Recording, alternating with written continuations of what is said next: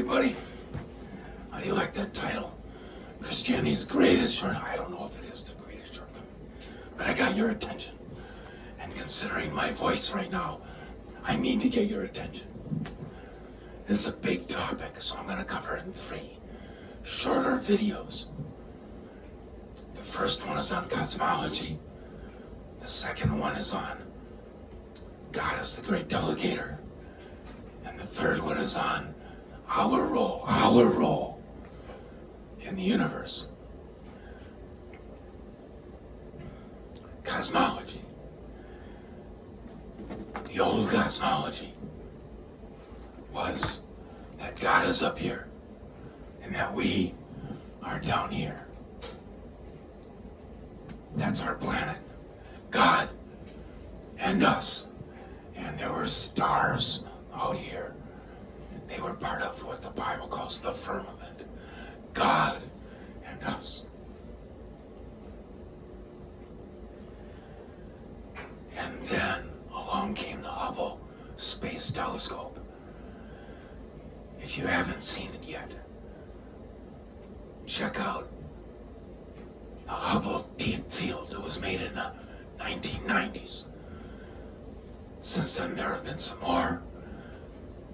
James Webb has done even more for us. But I'm an old guy, so I still remember that Hubble Deep Field image. Look for it. What they did was they aimed the Hubble at a tiny, tiny speck, no bigger than the head of a pen, at arm's distance. Tiny speck of dark, dark, dark space. There was nothing there. And they held the lens open for 10 days. 10 days. The image they got gave them 3,000 galaxies in that little tiny speck of the universe. 3,000. That means that in our galaxy of the Milky Way, there's one planet. In that image, there's probably 3,000 planets. And that was just a little speck. Let's move the camera over another little bit and get another 3,000. What that tells me is that the universe is teeming with inhabited planets. Even Carl Sagan, that famous agnostic scientist, was very certain there are other inhabited planets other than ours. So Christianity needs to revise its cosmology from one galaxy and one planet to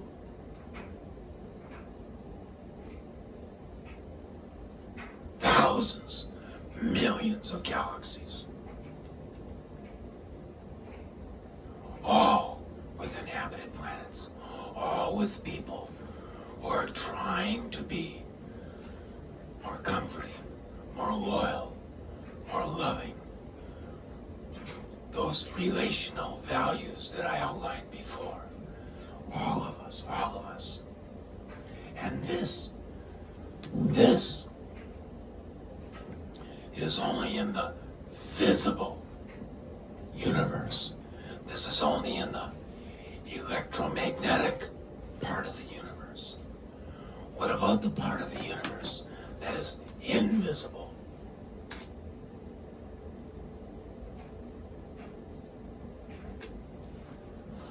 What about that part of the universe? That's the part where math exists.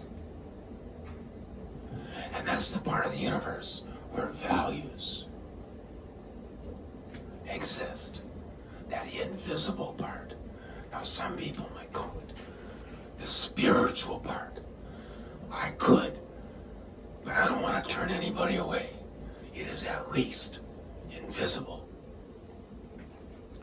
What about creatures that are living there? Well, the 3 big religions, Judaism, Islam, Christianity, all talk about angels as a type of personality. Okay, so angels live in the invisible universe. All right?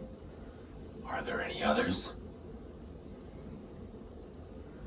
I just have to think that the God who can create, who has the imagination to allow to evolve on these planets, that's us. Do you know how many beetles there are on our planet? How many different species of beetles? 350,000. 350,000 different species of beetles.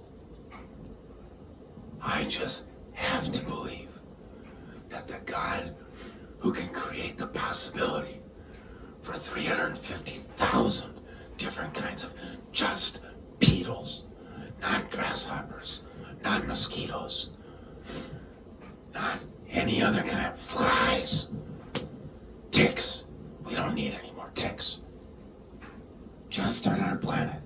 What about all these others? What an imagination. There have got to be more different types of beings in the invisible universe than just angels.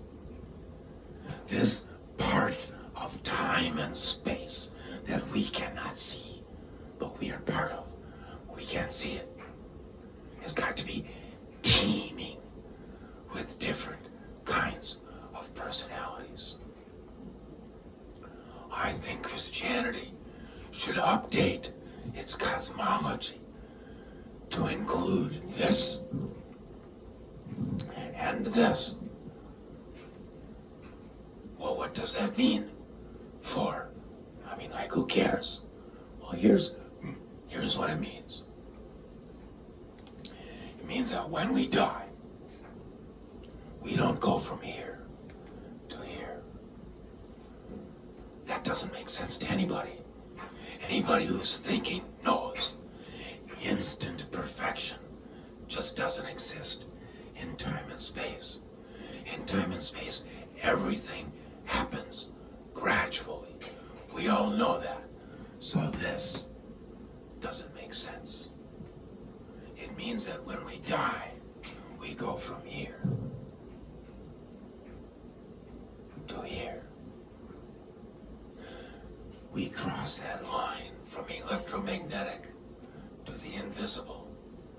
And we keep progressing in those relational values. We keep getting better and better and better until at some point these people will say, you're perfect, but it takes time. Now that's a realistic view of death. Here's another one.